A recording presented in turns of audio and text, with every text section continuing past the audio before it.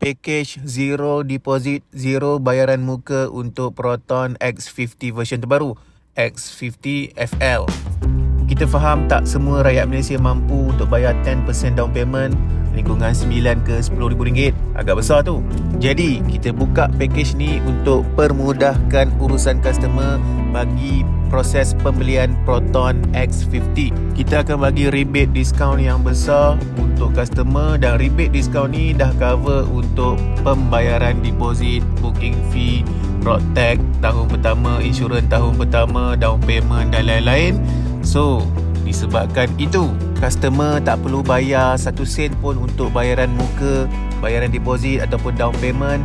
Ambil kereta Proton X50 anda hari ni tanpa mengeluarkan modal 1 sen pun.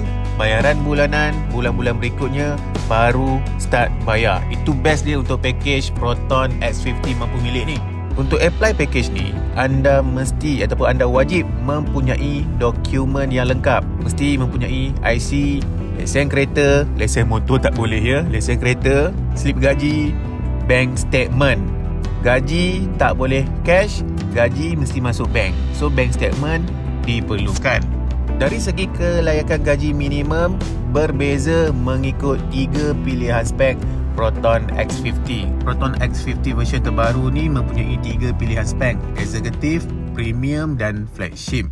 Untuk X50 yang flagship full spec ni gaji perlu lebih tinggi lah berbanding executive dan juga premium.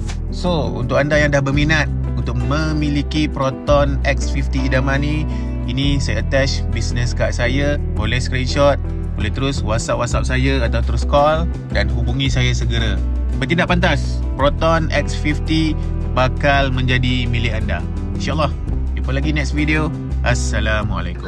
Junior Swahidi, engine turbo pucuk laju, design facelift baru, semua mata terpaku, grill lebih garang, rim sport kilau cahaya, SHV bisa simbang bawa nama Proton bergaya.